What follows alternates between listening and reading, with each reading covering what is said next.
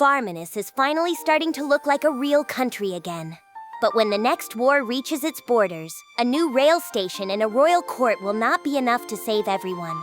The best evacuation plan I can offer them moves only 50 people at a time, and even that may just buy them a different kind of danger.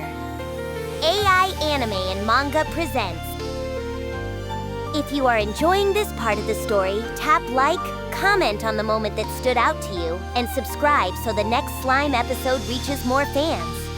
YouTube members get early access to new episodes as soon as they are ready, while helping cover the AI narration, subtitles, thumbnails, and rendering that keep the channel moving. Now let's return to Farminus, where an unofficial visit turns into a hard conversation about who gets saved first. After spending a few days in the Dwarven Kingdom, I moved on to the Kingdom of Farminus. Gadora, now an apprentice to Diablo, was staying here, aiding Tensura as well.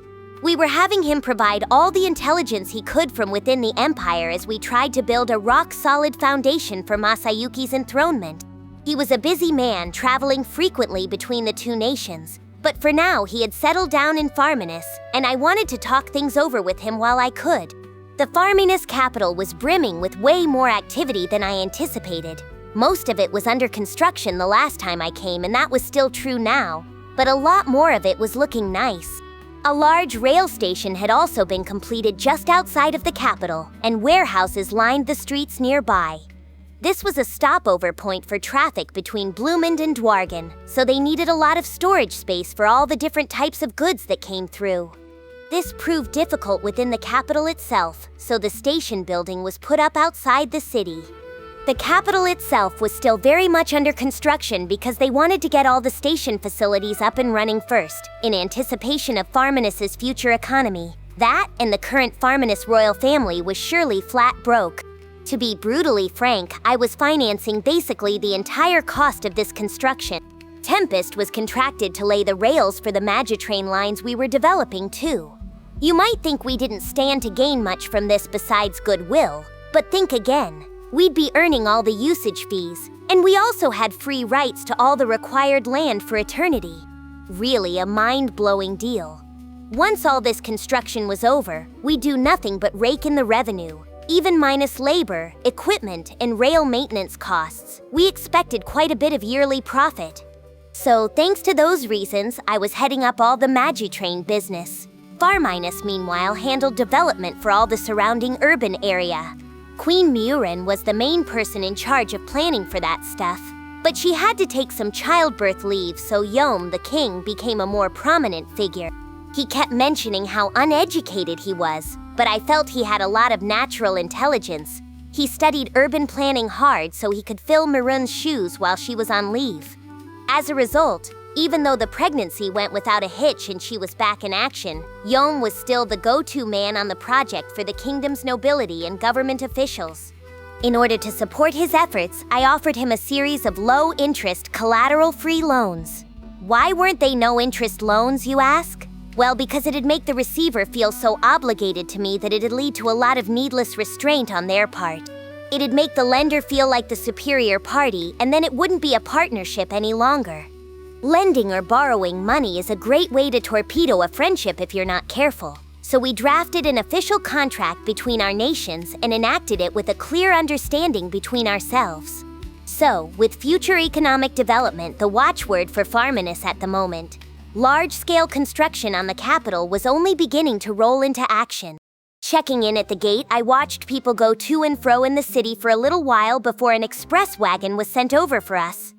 Normally, I should be bringing in all my top officials so we can do this fancy royal visit, stage a parade down the main street, the whole bit. But these were tense times, and an elegant train journey was out of the question. So I just teleported myself over with Zoe and Ranga. I contacted Gadora to have him bring us a wagon so we wouldn't be too conspicuous here in Farminus. The wagon actually came too, which relieved me. Unlike Milim's gang, they know how to follow through on promises around here. Gadora stepped out of the carriage himself and said, "Very sorry for the delay. King Yohm is waiting for you, so I'll take you directly to the palace." He couldn't be more careful, could he? I told him, "Whoa, you scared me. You didn't have to come meet us at the gate." Gadora answered with absolute delight. "Oh, I'd stand for nothing else. and I hardly get to enjoy this honorable role any longer, outside of times like these. Besides, Sir Rimuru, if I did not personally greet you, I rather think Sir Diablo would have my head for it. Gadora laughed, but I don't think he meant it as a joke. I told Gadora, if he's bullying you around, let me know, alright? You answer directly to me after all, just like him. He looked like an old man, but I talked to him like he was an even older friend. It felt a little weird, but I was used to it by now, so I gave him a little friendly advice. Diablo is obedient around me but tends to go off the rails when my attention is elsewhere. We could laugh off his antics over in Leon's domain, but pulling that stuff on one of Tempest's closest allies would be a huge problem. Gadora was now Diablo's apprentice, or part of his family tree, I suppose it's more accurate to say, so maybe he wasn't in much of a position to complain. It was up to me as the boss to keep everyone on their best behavior, but Gadora laughed and said it wasn't a problem. Any hardship, he said, was worth it in the name of new knowledge. It was like a fetish with him. I sure didn't understand it. Best not to get too deeply involved, I thought, resolving to let Gadora continue doing what he wanted. Inside the carriage, Gadora told me how things went with Masayuki after his crowning. The wagon was taking its time traveling through the city, so we made the best use of it we could. I asked Gadora, "So did Masayuki's coronation go without a hitch?" Gadora replied, "It did, yes. Very smoothly, in fact. Of course, Lady Tensura and Lady Velgrin were doing everything they could to back it up, so I'd have been more surprised if it were a failure." I said, Well, with those two on our side, I'll bet it went fine. I wouldn't want the opposite to be true, but yeah, about what I figured. Masayuki was always blessed by luck, so to speak, and he had both the talented Tensura and the rock of strength that was Velgrind. You'd have to be crazy to oppose them. Gadora continued, "Once the citizens saw the full glory of Lady Velgrind, they were more than welcoming of the new Emperor Masayuki. Really, anyone who was there to see it wouldn't ever dream of defying her again. Well, yeah. Triggering a volcanic eruption, then using her own powers to block it? Like she conjured up the biggest natural disaster ever, then put an end to it without causing any damage? I don't think anyone would complain to her after that. And tapping into a volcano for the task? Velgrind really doesn't know what too much means," Gadora added. There were some who voiced their disapproval, of course, but I believe Lady Tensura will be addressing those complaints. I asked him, "You think it'll work out?" Gadora said, "It will not be a problem. Some, like Sir Caligula, were concerned that Lady Tensura would simply kill any potential opposition, but those worries at least appear unfounded. She's making exceptionally good use of the information I provide her, and Sir Moss's own skills are proving quite impressive. He's done a perfect job digging up dirt on the enemy and wrapping things up neatly. I'm sure of that. I'd never want them to work for my enemies." I said, well, if anyone over there is brave enough to oppose it, I'd almost want to scout them for my own nation. Gadora laughed. "You're certainly right on that point," I admitted. "I know I'd never say no to them." Gadora agreed. "No doubt about it." Like I said, anyone who saw what unfolded would feel exactly the same as me. Gadora and I had a little laugh over this. He really is a fun old guy to hang out with. And considering how much we thought alike on this topic, I really feel like we made a close connection here. Inside the castle, we were greeted by the full set of ministers and officials, King Yohm and Queen Majurin leading them. Admeris, the former king of Farminus, was casually mixed in among them, notably thinner and also with his beard shaved. He looked like a different man from when I first met him, especially given how pure and uncorrupted his eyes look now. I didn't speak to him though, since it'd just be awkward. This was technically an unofficial visit, but we informed them in advance that we wanted to discuss the great threat facing us. I'd wish nothing more than for Farminus to be spared in this war, but everybody knew that this was far too optimistic a thought. It was still a newborn nation, one with limited financial resources. As mentioned, they were highly dependent on Tempestian investment. What's more, their military hadn't really recovered yet. You can't train a new set of knights in a day, and it went without saying that they didn't have the budget for soldiers of fortune.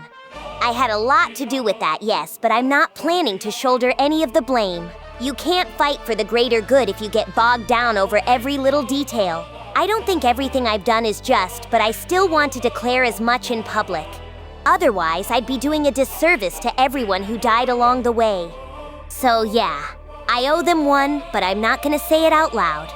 But we have an alliance going, so I intended to offer them as much support as I could.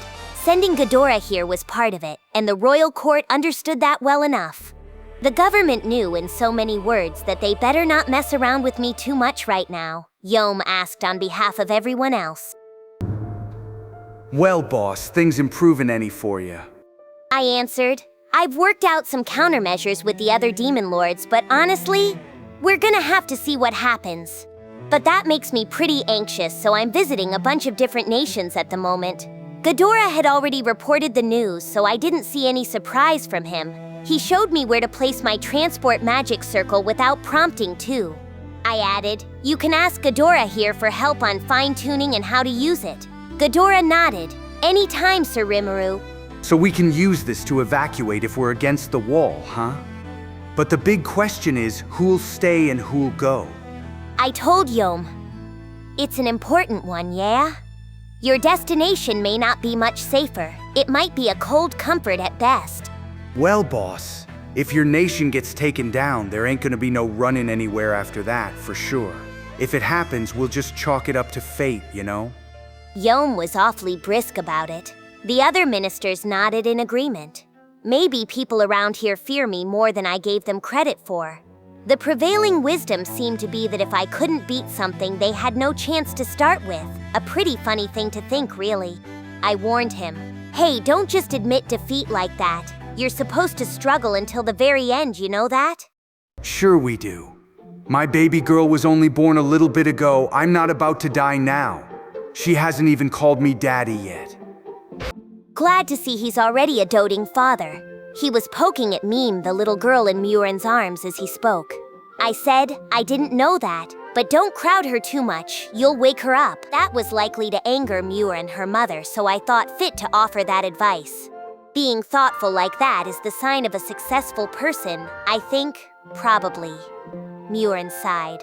I wish you were around to say that more often. Whenever this girl comes up, it's like he loses all common sense. Sounds like a pretty typical set of parents, then. Well, you know that stupid wolf who claims that it's his girl. We can't let our guard down for a moment. I had no idea what Yohm was talking about. Then Grusith burst in. Don't be ridiculous! I'm second in line for the throne, so that means I'm gonna marry Majoran someday, and when I do, that'll make me my daughter, you know? God damn it, Grusith. Stop with that creepy junk already. How many times do I have to tell you your whole assumption is demented? Oh, okay, Yohm's a little weird, but Grusith the stupid wolf is wholly off his rocker. I know Meme's cute and all, but any claims that she belongs to him are sheer fantasy. I said, I must admit I have to side with Yohm here. Right? You hear that, Grusith? I knew you'd understand, boss. Apparently Yohm was obsessed about hanging with Meme whenever he could find time in his busy schedule, lest she forget about him as a father. It was a very touching effort he was making, just to ensure that Grusith didn't somehow win her over. Still, in times like these, having a distraction was important. No matter how stupid it was, anything that kept your mind off things should be welcomed. However, I warned Yohm and his court, just try not to act stupid all the time, okay? Because comic relief characters often wind up being the first to die. I decided to offer a little advice to Yohm and his court based on my video game experience. We held a more formal conference in an assembly hall that dated back to the glory days of Farminus. The itinerary was pretty well laid out in advance, so things went smoothly with my presentation. I wasn't asking Yohm and his government for war support. All I'd be doing was helping Farminus's people evacuate if need be. That transport magic circle didn't have enough capacity for everyone, so we needed to decide in advance who'd have access to it. This I asked them to work out for themselves so there wouldn't be chaos if push came to shove. That being said, any destination they'd go to might not be safe either. The main goal of this magic circle wasn't to transport dignitaries out, but to transport needed war power to where it belonged. If Farminus became a battleground, the newly established Knight Corps would be called up. Grusith had been training up both the new recruits and the old Farminus Knights. but I couldn't expect them to be nearly enough. So I planned for reinforcements to be sent from other nations. It'd be nice if we could set everything up in advance, but we didn't know where the enemy would aim at first, so we needed as much flexibility as possible. In terms of importance, Farminus was admittedly rather low priority. If the kingdom fell, we could rebuild it later. As long as we kept casualties to a minimum, I didn't see the need for them to resist down to the last man. I wavered over telling Yohm's government about this, but I did, and they accepted it well enough. Worst case scenario, we'd help them rebuild. I promised them all the support I could spare for that. This sort of political groundwork was key if we wanted to use our limited resources as best we could. Yohm answered with a nod. Yeah, I know, boss. I know you're not gonna just abandon us. I told him, nah. But keep in mind, the transport magic circle can only handle 50 or so people at a time. It's not nearly enough to be cheering about. Still, a nation's only obligated to protect itself, you know? But here you are making all these arrangements. Why, I couldn't hardly ask for any more. I felt like Yohm directed that less at me and more at some of his dubious government ministers. I could understand their point of view, even if they didn't voice it. They wanted help, they didn't want citizens to die, and they wanted more weaponry. Unfortunately, I could only spare so much. I'm sure they understood, that's why they begrudgingly agreed to it. Regardless, that was the end of my errand in Farminus. Route confirmed. The next episode and full playlist are ready. Then don't stop here. Keep watching in story order and subscribe before the next part drops.